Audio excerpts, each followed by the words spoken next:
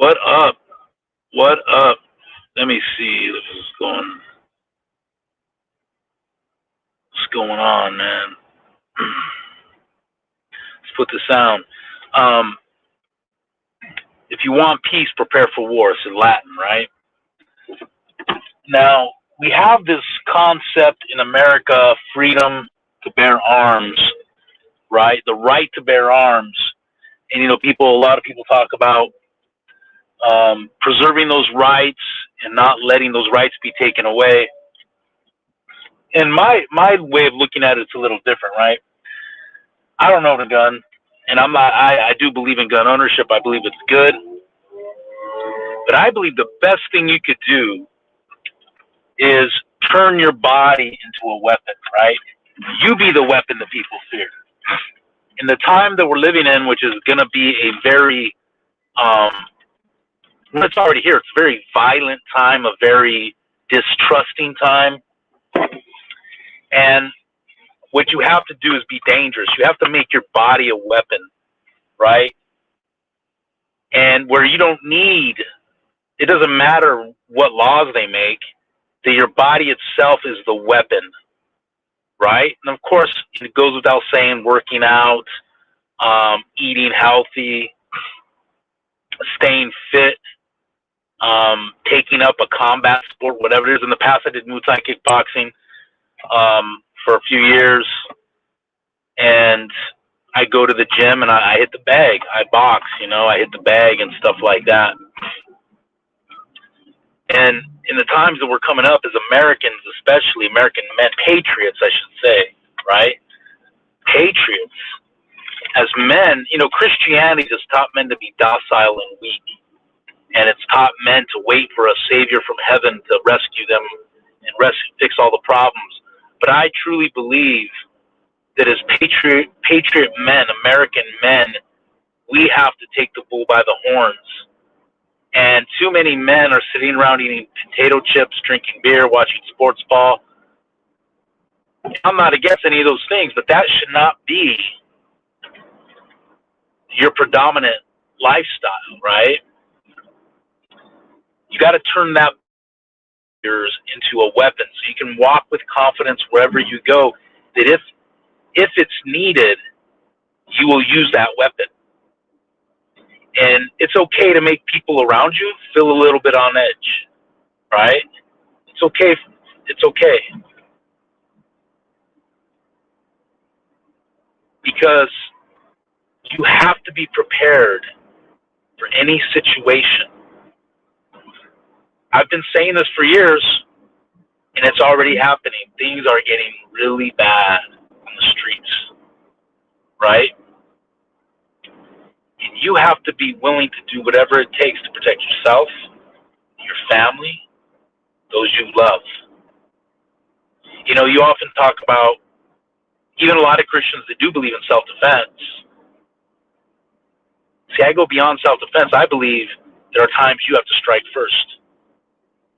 If you feel an immediate threat around your area of you, right?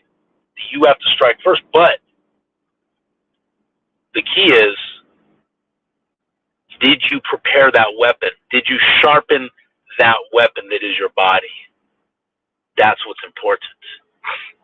Because this nation isn't going to be taken back by men who are eating potato chips, drinking beer on the couch, watching sports ball.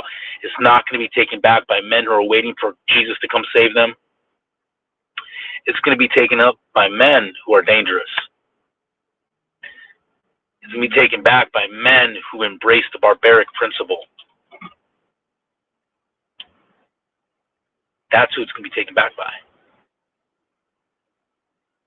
See, we got to get back to that frontier, pioneer barbarity. That's what, you see, you appreciate the fruits of America, but you realize how it got here?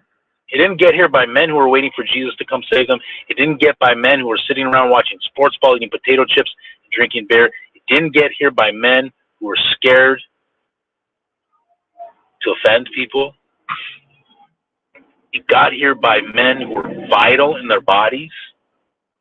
I mean, the American back then was very trim, slim. right? They had they had this vitality, this virtue. And that's how it's going to be won in the future, right?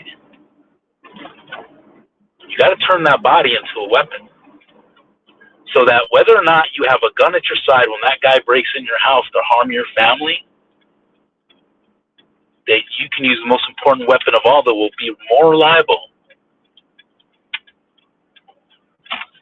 And again, do whatever it takes, push your body to the limits. There's no reason you can't. Cardio, weightlifting, burpees is a good one. Work that heavy bag at the gym. And if you know somebody that you can engage in some practicing some combat sports, that helps. But be dangerous and turn your body into a weapon. Let me tell you something. The West was not won by men on their knees praying. It was won by men, yes, they prayed. But they got up and did something about it. And the most important thing they had was not the rifle, not the big machete knife, although they would have those things. The important thing they had, the most important thing, they had their bodies. The most important asset to a man is his body. That's his temple. When I go to the gym, that's my worship to God. Okay, I don't sit around reading the Bible all day long or praying all day long. I worship God. I go to the gym and pay homage to Him by Him building my holy temple, His holy temple, my body. And I'm telling you, in these days, you men better get away from sentimentalism and embrace the barbaric principle. Get away from sentimentalism. Don't listen to sentimental music. Don't watch sentimental movies. Foster a spirit that has a tenacity and a ferociousness. Hail Christ, hail victory.